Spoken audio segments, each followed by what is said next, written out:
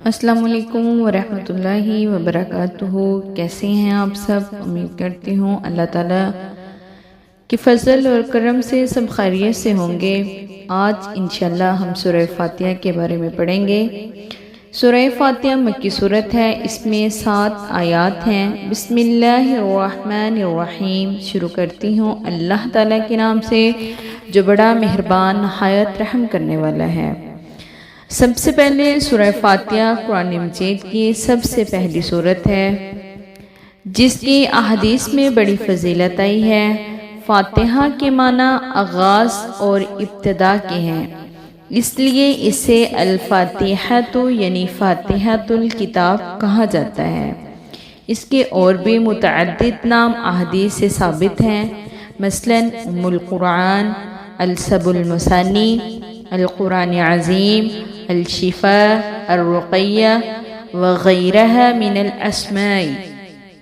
اس کا ایک اہم نام الصلاۃ بھی ہے، جیسا کہ ایک حدیث قدسی میں ہے، اللہ تعالیٰ نے فرمایا میں نے صلاۃ یعنی نماز کو اپنے اور اپنے بندے کے درمیان تقسیم کر دیا۔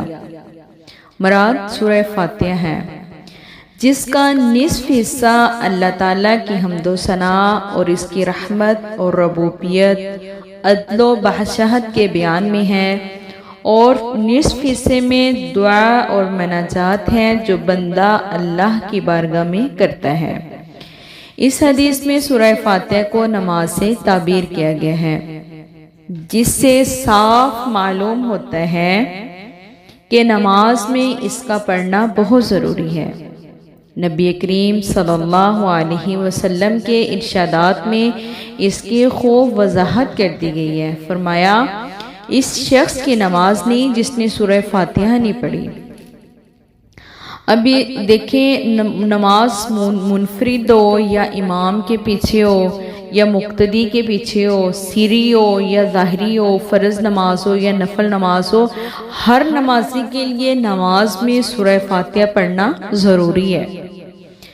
تو اس عموم کی مزید تائید اس حدیث میں بھی آتی ہے کہ ایک مرتبہ نماز فجر میں بعض صحابہ اکرام بھی نبی کریم صلی اللہ علیہ وسلم کے ساتھ قرآن کریم پڑھتے رہے، جس کی وجہ سے آپ صلی اللہ علیہ وسلم پر قرات بوجھل ہوگی۔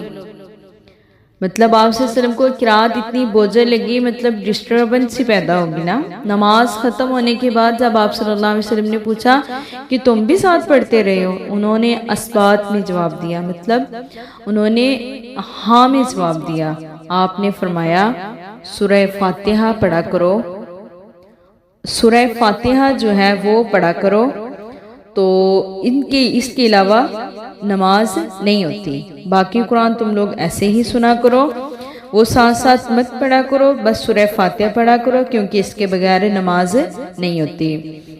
اسی طرح ابو ہریرہ رضی اللہ تعالیٰ عنہ سے مروی ہے کہ نبی کریم صلی اللہ علیہ وسلم نے فرمایا جس نے بغیر فاتحہ کے نماز پڑھی تو اس کی نماز ناقص ہے، ناقص نامکمل ہے، اس کی نماز ادھوری ہے۔ 3 مرتبہ آپ صلی اللہ علیہ وسلم نے فرمایا۔ ابو ہریرہ رضی اللہ تعالیٰ عنہ سے عرض کیا گیا امام کے پیچھے بھی ہم نماز پڑھتے ہیں، اس وقت کیا کریں؟ جب ہم امام کے پیچھے نماز پڑھتے ہیں اس وقت کیا کریں؟ حضرت ابو ہریرہ رضی اللہ تعالیٰ عنہ نے فرمایا امام کے پیچھے سورہ فاتحہ اپنے دل میں پڑھ لو۔ صحیح المسلم میں یہ حدیث موجود ہے۔ مراد اس سورت کی اتنی زیادہ فضیلت ہے کہ اس کے بارے میں دلائل ختم نہیں ہو سکتے۔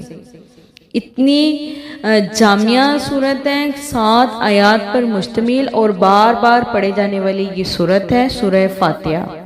انسان کے جسم کے کسی اعضاء پر درد ہے، اس کو بطور شفا پڑھ لیں، رقیہ دم کے طور پر اس کو پڑھ لیں، تو انشاءاللہ اللہ تعالیٰ اپنے فضل اور کرم سے اس انسان کو اس بیماری سے شفا دے دیتے ہیں۔ اللہ تعالیٰ سے دعا ہے کہ اللہ تعالیٰ ہمیں جو ہے سمجھ کر عمل کی توفیق دے، وما توفیقی الا باللہ۔